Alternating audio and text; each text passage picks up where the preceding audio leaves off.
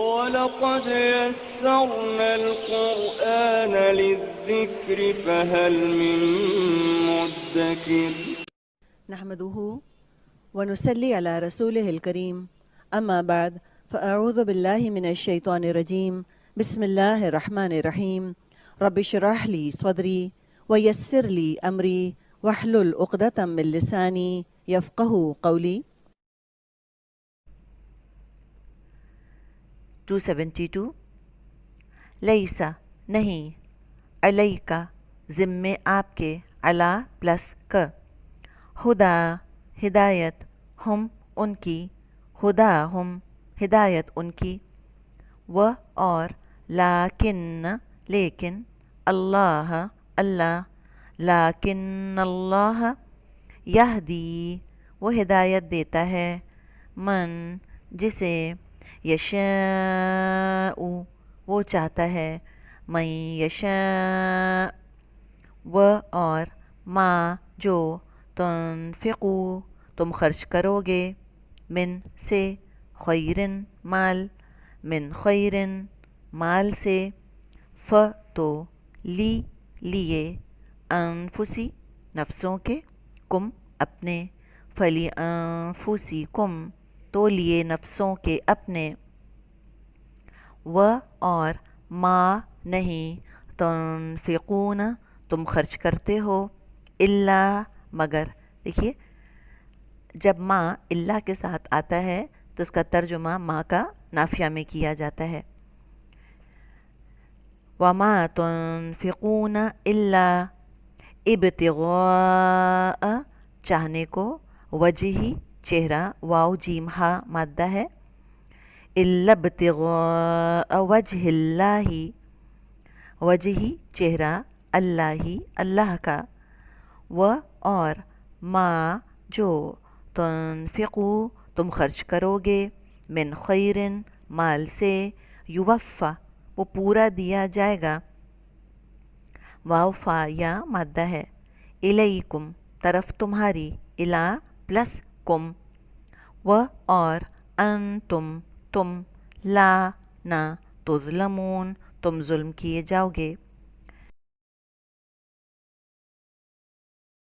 نحمده ونصلي على رسوله الكريم أما بعد فأعوذ بالله من الشيطان الرجيم بسم الله الرحمن الرحيم رب اشرح لي صدري ويسر لي أمري واحلل عقدة من لساني يفقهوا قولي ربي يسر ولا تعسر وتمم بالخير اللهم إني أسألك علما نافعا ورزقا طيبا وعملا متقبلا يا مقلب القلوب ثبت قلبي على دينك آمین یا رب العالمین۔ السلام علیکم ورحمۃ اللہ وبرکاتہ۔ اللہ سبحانہ و تعالیٰ کی توفیق اور اللہ تعالیٰ کی رحمت کے ساتھ ہم اپنے لیسن سورۃ البقرہ کی آیت نمبر 272 آیت کو دیکھیں گے مختصر تفسیر اور تزکیہ کے ساتھ، اس نیت کے ساتھ کہ اللہ سبحانہ و تعالیٰ اسے ہمارے لیے پڑھنا، اس پر عمل کرنا اور عمل کے ساتھ اسے دوسروں تک پہنچانا آسان کر دیں۔ اپنے لیسن کو دیکھ لیتے ہیں۔ آیت نمبر 272 اللہ سبحانہ و تعالیٰ فرماتے ہیں، اعوذ باللہ من الشیطان الرجیم بسم اللہ الرحمن الرحیم لیس علیک ہداہم ولکن اللہ یہدی من یشاء وما تنفقوا من خیر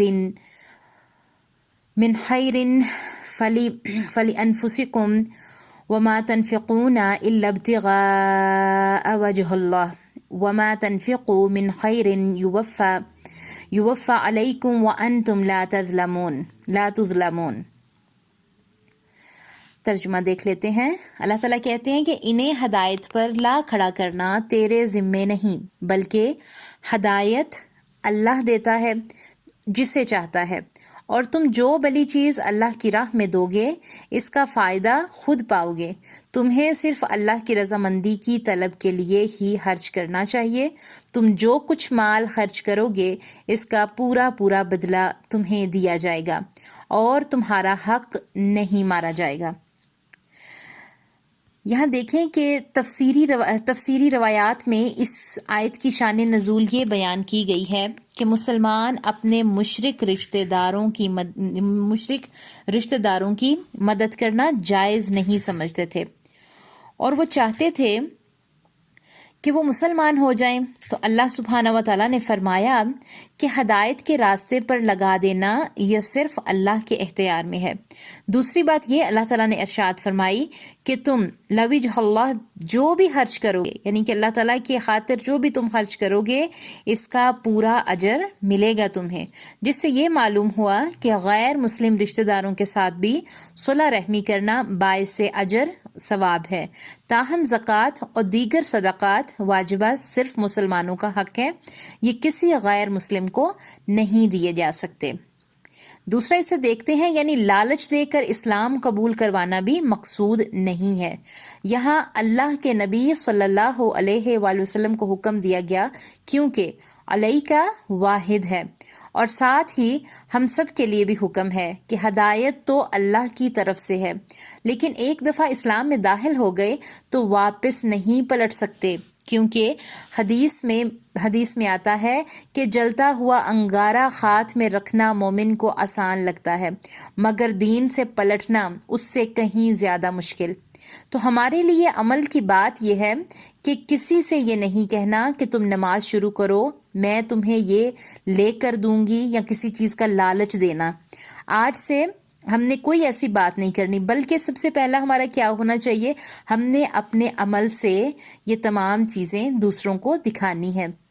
وہ 2 دن تو بات مان لیں گے، اگر ہم یہ کہتے ہیں میں تمہیں فلاں گفٹ دوں گی، اچھا تم یہ لیکچر سن لو یا یہ کر لو، کسی طرح کا لالچ اگر دیتے ہیں 2 دن تو بات مان لیں گے، لیکن وہ پھر چھوڑ دیں گے۔ لیکن ایک چیز جو ہے ہمارے عمل سے جب بار بار وہ دیکھیں گے تو اس کا اثر ضرور ہوگا۔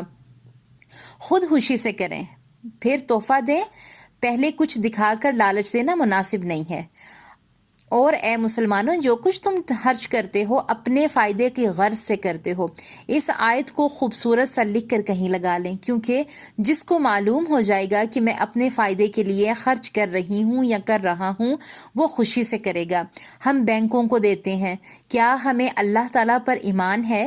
کیا ہمارا ایمان اتنا کمزور ہو گیا ہے کہ ہم دولت کے اتنے پجاری ہو گئے ہیں کہ ہم بینکوں میں پیسہ محفوظ رکھتے ہیں، لیکن ہم وہ پیسہ اپنی کسی مستحق بہن بھائی کو نہیں دیتے؟ کیا ہمیں معلوم ہے کہ جب ضرورت ہوگی تو ہماری ضرورتوں کو کون پورا کرے گا؟ اللہ سبحانہ و تعالیٰ پورا کرے گا۔ اللہ تعالیٰ پر یقین رکھیں۔ کیوں؟ کیونکہ اللہ سبحانہ و تعالیٰ ہماری ہر ضرورت پوری کرنے والے ہیں، اور صرف ضرورت پوری ہی نہیں کرتے بلکہ اس سے بڑھا کر ہمیں دیتے ہیں۔ نیکی، فضل، کرم، رحم اللہ کی طرف سے مل جائے گا ہمیں، وہ ہمیں دگنا اور چگنا ہو کر ملے گا جو ہم اللہ تعالیٰ کی رضا کے لیے خرچ کرتے ہیں۔ اللہ تعالیٰ نے ہم نے پڑھا تھا، فرمایا کہ تم اور کسی غرض سے خرچ نہیں کرتے، اور جو ذات پاک حق تعالیٰ کے اور نیز جو کچھ مال خرچ کر رہے ہو یہ سب، یعنی اس کا ثواب پورا تم کو مل جائے گا، اور تمہارے لیے اس میں ذرا کمی نہیں کی جائے گی۔ مومن صرف یہی کہتا ہے کہ یا اللہ صرف آپ کے لیے خرچ کرتا رہوں۔ اللہ کو سب خبر ہے، رات میں دن میں چھپا کر ظاہر کر کے اللہ تعالیٰ سب جانتا ہے۔ اللہ تعالیٰ ہمیں تمام طرح کے جو کچھ بھی ہم کام کرتے ہیں ان سب سے واقف ہے۔ اللہ مجھے اور آپ کو بہترین بدلہ دیں گے انشاءاللہ۔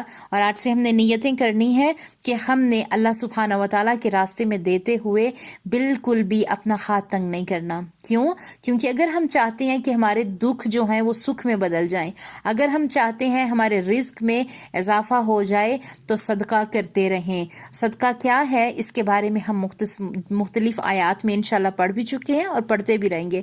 اللہ تعالیٰ سے دعا کریں گے کہ اللہ سبحانہ و تعالیٰ ہمارے دلوں میں وسعت عطا فرمائے، اور ہم جو بھی کام کرتے ہیں اللہ کی رضا کے لیے کریں، اور اس آیت کی روشنی میں اللہ سبحانہ و تعالیٰ ہمیں ایک باعمل مسلمان بنائے، ہم چلتے پھرتے ایسے مسلمان بنے کہ غیر مسلم ہمیں دیکھ کر دین اسلام میں داخل ہو جائیں انشاءاللہ۔